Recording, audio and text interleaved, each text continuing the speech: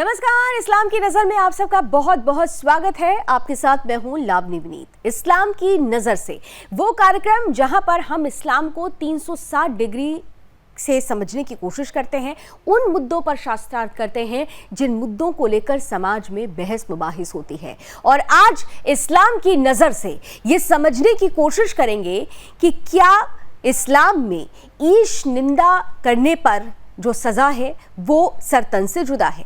इस्लाम की नजर से ईश निंदा पर सर तन से जुदा क्यों, ये सवाल ऐसे समय में उठ रहा है जब लगातार हम देख रहे हैं कि ईश निंदा के नाम पर सर तन से जुदा हुआ है। भारत में ही एक नहीं कई ऐसे मामले आए हैं जिनके बाद से ही इस पर चर्चा होने लगी है। तो इस्लाम क्या इस बात की तरफ तस्दीक करता है, इस बात की हामी भरता है कि ईश निंदा होने पर सर तन से जुदा होना चाहिए? आज इसी मुद्दे पर हमारे साथ जो शास्त्रार्थ होगा उसमें दो विशेष अतिथि जुड़ चुके हैं। स्वागत करती हूँ। हमारे साथ इस वक्त पूर्व मुस्लिम अली शाह साहब जुड़ चुके हैं, बहुत बहुत स्वागत। और साथ ही साथ हमारे साथ मुस्लिम स्कॉलर मौलाना कुमी साहब भी जुड़ चुके हैं। मौलाना कुमी साहब, आपका भी बहुत बहुत स्वागत। आइए चर्चा शुरू करते हैं और सबसे पहला कमेंट मौलाना कुमी साहब आपसे ही लेते हुए, इस्लाम की नज़र से आज समझने की कोशिश हम लोग कर रहे हैं कि क्या ईश निंदा की सजा सर तन से जुदा है? इस्लाम, कुरान, हदीस इस बात की तस्दीक करता है कि ईश निंदा हो तो सर तन से जुदा कर दिया जाए। मौलाना कुमी साहब। जी, देखिए, इस्लाम जो है वो मजहब है कि जो अल्लाह का दीन है और पैगंबर साहब पर नाजिल हुआ। और इस्लाम जो है कभी किसी ऐसी चीज का ऐलान नहीं करेगा जो इंसानियत के खिलाफ हो, दीन के खिलाफ हो। बल्कि अगर किसी ने सजा की है, कोई जुल्म किया है, तो ही इस्लाम कहता है कि ऐसे इंसान का सर जो है जुदा होना चाहिए। ऐसी सजा की जो सजा काबिले मजम्मत हो। मतलब आप ये बता रहे हैं, कह रहे हैं कि कुरान और हदीस में ये जिक्र है कि अगर ईश निंदा होती है, कोई नबी का अपमान करता है, तो उसका सर तन से जुदा कर दिया जाए। नहीं, वो अलग अलग मसले हैं इस्लाम के। हर चीज में ये सर जुदा नहीं होता कहीं भी। मतलब मान लीजिए किसी औरत और मर्द में है, वो उसने जो है जिना किया है, मान लीजिए जिना किया है, तो जिना की सजा जो है वो है सर से जुदा, सर जुदा होगा ना कि हर सजा तो नहीं होती वहां के ऊपर। अगर किसी ने चोरी की है तो चोरी की सजा जो हाथ को काटना है, समझे। अगर औरत और मर्द दोनों ने मिलकर कुछ किया है तो संसार करना, औरत को संसार कर देना, ये इस्लाम की सजा है। औरत को जो है संसार करना है ना। तो सजाएं जो अलग अलग है, एक सजा नहीं कि मतलब सिर्फ सर से जुदा हो जाए, तन से नहीं। जुदा। तो फिर जो भारत में इतने जो मामले आए, आप कमलेश तिवारी से लेकर उमेश कोले तक, कन्हैया कुमार तक, किशन भारवार तक, और उसके बाद नुपुर शर्मा को लेकर जिस तरह से बवाल हुआ, गुलामी रसूल की को लेकर जिस तरीके से सरतन से जुदा के नारे लगाए गए और बहुत सारे लोगों के सरतन से जुदा कर दिए गए, तो आज इसी पर हम चर्चा कर रहे हैं और इसी को समझने की कोशिश कर रहे हैं कि क्या कुरान और हदीस में ईश निंदा की सजा सरतन से जुदा है? ये लिखा हुआ है। इस्लाम में सजा की जो मामला है सर जुदा करने के लिए, वो कौन सी सजा में है ये देखना है हमें। आया हर सजा में सर जुदा नहीं होता है। मान लीजिए जिना, लड़की ने जिना किया, वो आपने समझा दिया, ठीक है, वो आपने समझा दिया। लेकिन अभी आज हम जिस मुद्दे पर हैं उस मुद्दे पर ही रहते हैं। अगले मुद्दों पे में हम उन मुद्दों को भी शामिल करेंगे जिसका जिक्र आप बार बार कर रहे हैं। लेकिन ईश निंदा पर अगर बात करते हैं, ईश निंदा करने पर क्या सर तन से जुदा ऐसी सजा है? नहीं, हत्या कर दी जाए ऐसी सजा है? नहीं, ऐसा बिल्कुल नहीं है। जो भी ये कहते हैं, नारे लगाते हैं, बिल्कुल मुल्क के भी खिलाफ है, इंसानियत के भी खिलाफ है और इस्लाम को बदनाम करने की साजिश है ये। इस्लाम को बदनाम करना है। इस्लाम ऐसा कोई मजहब नहीं बताता है इस्लाम के ऐसा कोई काम किया जाए कि सजा जुदा किया जाए। सजाएं हैं इस्लाम में, कुरान में सजा है, पर हर सजा जो है जुदा नहीं होता है सर। ऐसी गलत बात है ये, ठीक है। जो भी आप कह रहे हैं कि सजा के नाम पर जान नहीं ली जा सकती, ऐसा नहीं लिखा गया है। लेकिन अली शाह साहब, अब आपके पास आती हूँ। मौलाना कुमी ने अभी बहुत सारी चीजों का जिक्र किया, लेकिन मुद्दा आज ईश निंदा से जुड़ा हुआ है। बीते दिनों आपने देखा कि कई ऐसी घटनाएं दुनिया से आई, भारत से आई, जहां पर ईश निंदा के नाम पर ही सर तन से जुदा कर दिया गया। मौलाना कुमी साहब कह रहे हैं कि ऐसे कोई भी चीज नहीं लिखी गई है कुरान या हदीस में जहां पर सर तन से जुदा जैसी ईश निंदा पर ऐसे कोई सजा हो। आप क्या सहमत हैं मौलाना कुमी साहब से, या फिर कुरान और हदीस इस मुद्दे पर क्या कहता है? आप बताइए। कुरान और हदीस इस मुद्दे पर जी बिल्कुल साफ साफ है। कुरान और हदीस में इसके अंदर कोई कंफ्यूजन नहीं है। कुरान से मैं आपको काफ़ी सारे रेफरेंसेस दे सकता हूँ, लेकिन मैं पहले ये जानना चाह रहा हूँ कि क्या ये मेरे दिए गए हदीसों के रेफरेंस को मानेंगे या सिर्फ इनको कुरान से रेफरेंस चाहिए। सही अल बुखारी 6922 जिसमें अली ने, आपके चौथे खलीफा अली ने कुछ मुर्तदों को जला के मार दिया था, जिस पे इब्ने अब्बास ने कहा था कि मैं आपकी जगह होता तो इनको जला के ना मारता बल्कि इनको वैसे ही फांसी दे देता। जंगे नहरवान हुई जहाँ पे हज़रत अली ने पूरी मुर्तदों की जमात के साथ जंग की और उन्हें कत्ल किया। अगर इस्लाम छोड़ने की सज़ा कत्ल नहीं है, हज़रत अली ने जंगे नहरवान क्यों लड़ी? बताइए मौलाना साहब। देखिए, ये जो बता रहे हैं जंगे नहरवान इसलिए लड़ी गई कि वो लोग जो जंगे सिफ़ीन में हज़रत अली अलैहिस्सलाम को कहते थे काफिर हो गए हैं, इस्लाम से खारिज हो गए हैं, तो वो लोग उनको कहा था खारिज इस्लाम, यानी इस्लाम से खारिज हो गए थे और वो हज़रत अली अलैहिस्सलाम के मुकाबिल में आए थे। मुकाबिल में आने वाला जो है उससे जंग होती है, कभी इस्लाम खुद बढ़ के नहीं गया किसी तरफ। जितनी भी जंगे इस्लाम की हुई हैं, लोगों ने आके हमला किया है रसूल अल्लाह पर या मदीने के ऊपर, उन जंगों को इस्लामी जंग कहा जाता है। उस जंग में अगर कोई हम पर हमला करने आएगा तो हम पर वाजिब बनता है कि हम दिफा करें। दिफा करना कोई बुरी बात नहीं है किसी भी धर्म में। अगर खुदा न करे अगर हमारे मुल्क पे कोई हमला करे तो सारे मुसलमानों को मिल के चाहिए कि पाकिस्तान पे हमला करे। ये हमारे मुल्क की पहचान है, हमारे ईमान की पहचान है, इस्लाम की पहचान है कि अपने मुल्क से वफादारी करो। अगर मुल्क पर आफत आ जाए तो सारे लोग मिलके उससे मुकाबला करो। तो यही इस्लाम का पहचान थी उस जमाने में। जब भी कोई काफिर या कोई भी जो रसूल अल्लाह का दुश्मन था या इस्लाम का दुश्मन था, अगर इस्लाम के मुकाबले में आता था तो आप बाकायदा दिफा करते थे। वहां भी लोग मरते थे, यहाँ भी शहीद होते थे। तो देखिए, आप अपनी बातों बातों में काफिर बोल गए। काफिर वही जो नबी को ना माने, जो गैर मुसलमान हो। आप अपनी बातों बातों में, बहरहाल अली शाह से लेते हैं इसका कमेंट। अली शाह साहब, मौलाना कुबी साहब से आपने जो बात पूछी उसका जवाब उन्होंने दिया। अब आप लोगों को आमने सामने करती हूँ। नहीं, बिल्कुल सेटिस्फैक्टरी आंसर नहीं था। काफिर अलग चीज है, मुर्तद अलग चीज है। और मुझे आपको ये बोलते और मुझे ये आपको बोलते हुए बिल्कुल शर्म नहीं महसूस हो रही है। प्लीज मौलवी साहब, आप इसका, मौलाना साहब इसका बुरा मत मानिएगा, लेकिन इब्ने तैमिया के आगे और अल जौजी के आगे और अल कायम के आगे आपकी कोई वैल्यू नहीं है आपके वर्ड्स की। ये आपके बड़े बड़े स्कॉलर्स आज से 800 साल पहले, 700 साल पहले इस बारे में जो रूलिंग दे के जा चुके हैं, रूलिंग का मतलब उर्दू में होता है फतवा, जो फतवे दे के जा चुके हैं, उन फतवों के अगेंस्ट आपके वर्ड की कोई वैल्यू नहीं है। मैं आपको इब्ने तैमिया का फतवा पढ़ के सुनाता हूँ, मैं आपको कायम अल जौजी का फतवा पढ़ के सुनाता हूँ, मैं आपको इब्ने हिब्बान का फतवा पढ़ के सुनाता हूँ। इन सब ने फतवे दिए हैं कि जो अपोस्टेसी, और उन्होंने रेफरेंस कहाँ से लिए हैं? उनके पास ये रेफरेंस कहाँ से आते हैं मारने के? कुरान से आते हैं उनके पास ये रेफरेंस मारने के। उनके पास जंगे नहरवान का मौजूद है वाक़या। उनके पास सही बुखारी की 6922 हदीस मौजूद है जहाँ पे अली ने जला के मारा मुर्तदों को, जिन्होंने इस्लाम छोड़ दिया था उनको अली ने जला के मारा। और आप मुझे कह रहे हैं इस्लाम में कोई सजा नहीं है। इसका मतलब ये है, इसका मतलब सुने, मेरी बात सुन, मेरी बात सुन, मेरी बात सुन, मेरी बात सुन, मेरी बात तो सुन सर, मेरी कंप्लीट तो होने दें सर, सर मेरी बात तो कंप्लीट है सर। इजाजत दीजिए बात करने की सर, मुझे आर्गुमेंट पूरा रखने दीजिए सर। सर मौला अली को काफिर है, अली को लोग कहते थे काफिर, मुसलमान कहते थे। मौलाना कुबी साहब, एक मिनट उनको अपना स्टेटमेंट पूरा कर लेने दीजिए, फिर आप उनकी बात का जवाब दीजिएगा जल्दी से। अली ठीक है, मैं अभी तक इतना समझाऊं कि इस्लाम जो है इन मौलवी साहब को ज़्यादा समझ में आ गया है और मौला अली को समझ में नहीं आया, जो चौथे खलीफा थे। उनको नहीं पता था इस रूल के बारे में कि जो इस्लाम छोड़ दे उसे छोड़ देना चाहिए, मारना नहीं चाहिए। इनके खलीफा ने मार दिया, लेकिन आज ये 1400 साल के मुसलमान जो हैं वो मॉडर्न होने के चक्कर में और लिबरल होने के चक्कर में अपने बड़ों के फतवों को झुटला रहे हैं। अपने चौथे खलीफा की हुई जंग जो उसने की ही मुर्तदों, याद रखिएगा मैं लफ्ज़ मुर्तद इस्तेमाल कर रहा हूँ, काफिर इस्तेमाल नहीं कर रहा हूँ। मैं वर्ड, मैं यहाँ पे काफिर वर्ड इस्तेमाल नहीं कर रहा हूँ, मैं यहाँ पे मुर्तद इस्तेमाल कर रहा हूँ।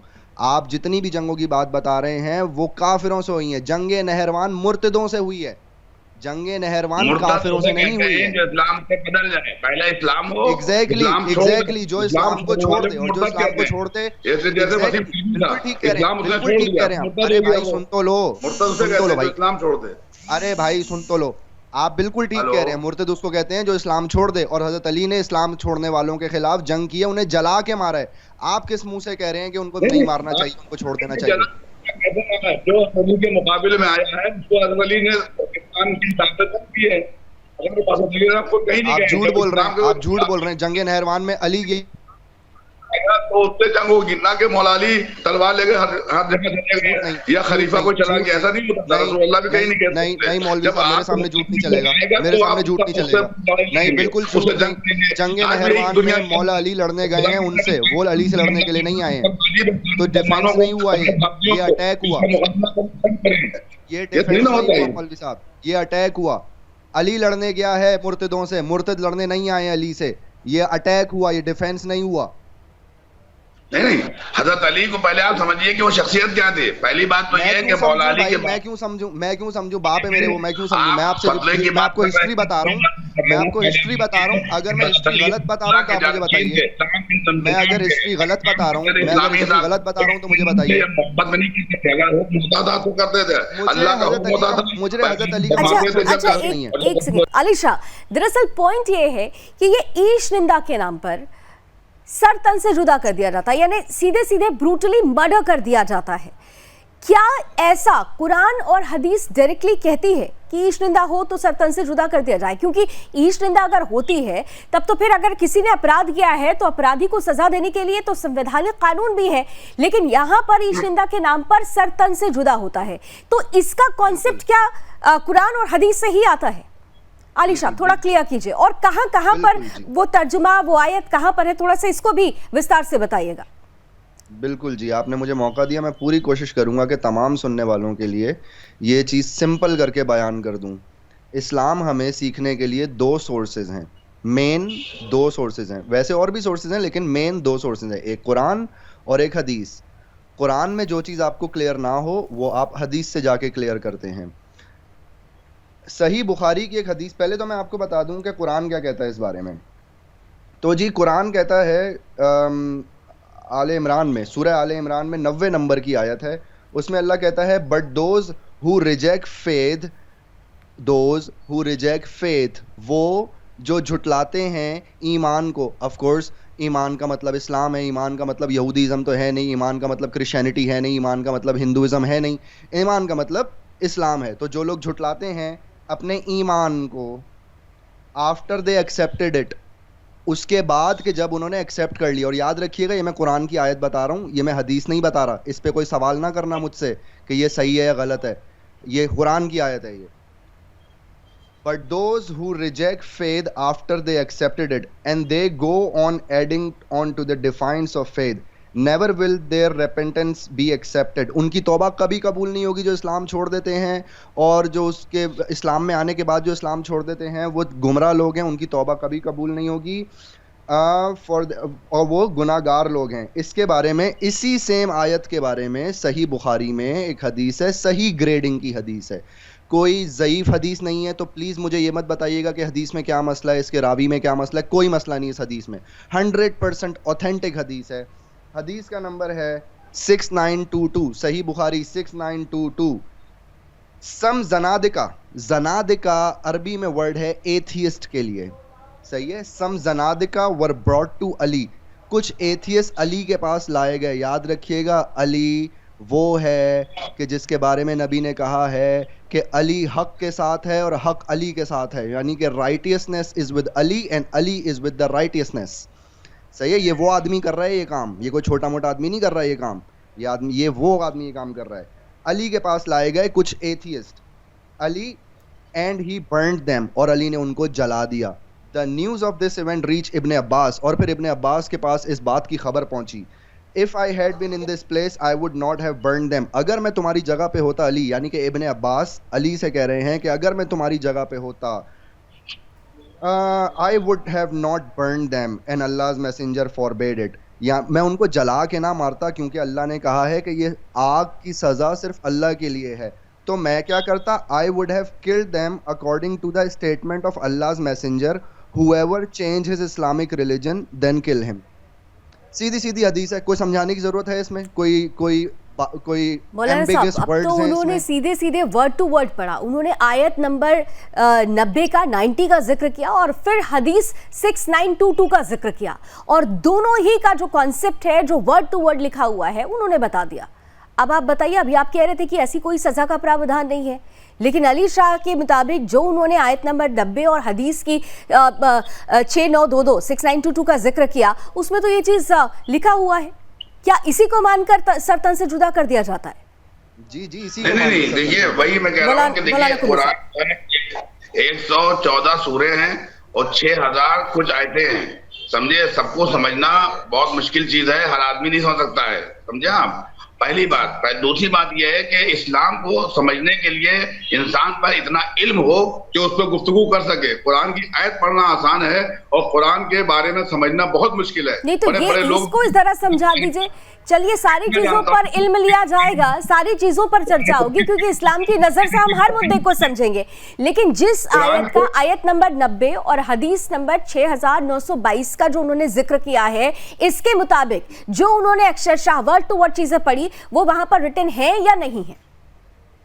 नहीं, मैं ये नहीं कह रहा हूँ कि होंगी, मैंने नहीं देखा। होंगी मतलब थोड़ा सा ना मैं रखा है कुरान मजीद। नहीं, आपने भी तो पढ़ा होगा ना, आप भी तो उसकी प्रैक्टिसिंग में है ना, आप मुस्लिम स्कॉलर हैं, आप कुरान हदीस की प्रैक्टिसिंग में होंगे ना, तो आप भी बताइए। कुरान मजीद में मैं ये जानता हूँ, जो मैंने पढ़ा है वो ये है कि जब भी कोई भी के मुकाबिल में आया, दीन के मुकाबिल में आया, शरीयत के मुकाबिल में आया, हमारे नबी हो या हज़रत अली हो या कोई खलीफा और भी हो, अगर कोई इस्लाम का दुश्मन आया है तो उसके लिए सजा है। हर एक के लिए न तलवार चली है, न हर एक को कत्ल किया गया है, न हर एक को मारा गया, बल्कि आपने ज़्यादातर माफ कर दिया है। जब रसूलुल्लाह फतेह मक्का के बाद मक्के पहुंचे हैं, तो चंद जो नाम मैंने आपके सामने लिए अपनी ओपनिंग में, उन्हें क्यों मारा गया? फिर उन्हें क्यों मारा गया? कमलेश तिवारी, उमेश कोले, किशन भारवाड़, कन्हैया कुमार, ये जो चंद नाम है। नुपुर शर्मा को भागना पड़ा, अंडरग्राउंड होना पड़ा, क्यों होना पड़ा? फिर नहीं, पैगंबर ने ये भी तो कहा कि जो भी अबू सुफियान के घर में रहेगा उसको आबाद देंगे हम। तो जो इस्लाम का दुश्मन था, दीन का दुश्मन था, इस्लाम को नहीं मानता था, पैगंबर ने अमन की दावत दो, मोहब्बत दो, किधर जा रहे हैं? मैंने क्या पूछा है, मैंने क्या आयत पढ़ी है, पता सर उड़ाने की दावत ना दो, सर को काटना ये इंसानियत के खिलाफ है। वो मसला पहले समझना चाहिए। हम जिस मुल्क में रहते हैं, यहाँ हर धर्म, हर मजहब, हर कौम के लोग रहते हैं। हमें प्यार मोहब्बत की बातें करना चाहिए। अगर कुछ बातें हैं भी, तो प्यार मोहब्बत की बातें कहाँ हुई? सरतन से जुदा हुआ ना, जिसका कॉन्सेप्ट बता रहे हैं अली शाह।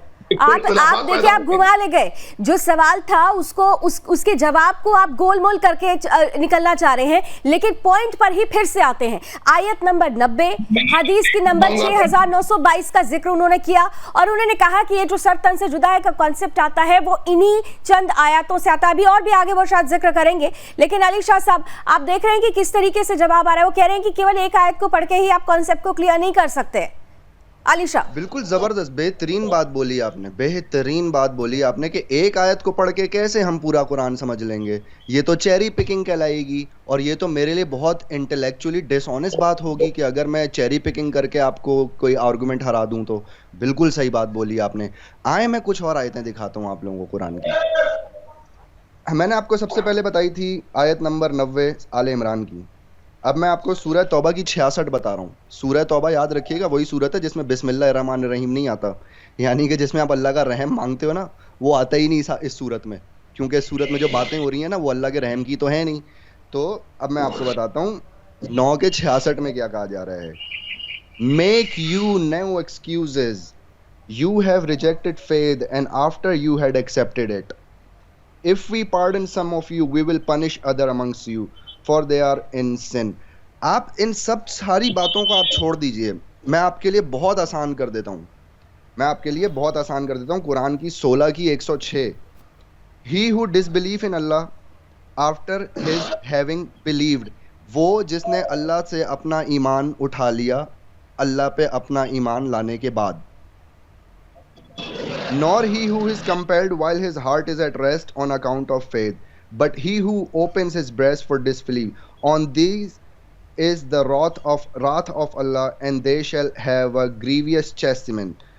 इसमें अल्लाह ताला कह रहा है कि अल्लाह ताला का उनके ऊपर सख्त अजाब होगा और इस दुनिया और आखिरत में, याद रखिएगा लफ्ज़ दुनिया और आखिरत में उनके लिए अजाब मुहैया कर दिया गया है। अब आखिरत का अजाब जो मुहैया किया गया है वो तो अल्लाह खुद दे देगा, ये जो दुनिया में अजाब मुहैया किया गया है ये कौन देगा मेरे भाई? बताइए मौलाना कुमी साहब। जी, देखिए, दुनिया में अजाब बहुत तरह के हैं। इंसान को परेशानी मुब्तला कर देना ये भी एक अजाब है, औलाद को छीन जाना ये भी एक अजाब है, दौलत से महरूम रहना ये भी एक अजाब है, मुल्क बदर हो जाना ये भी एक अजाब है, समझे, तमाम तरह की बीमारियां उसको घेर ले ये भी एक अजाब है।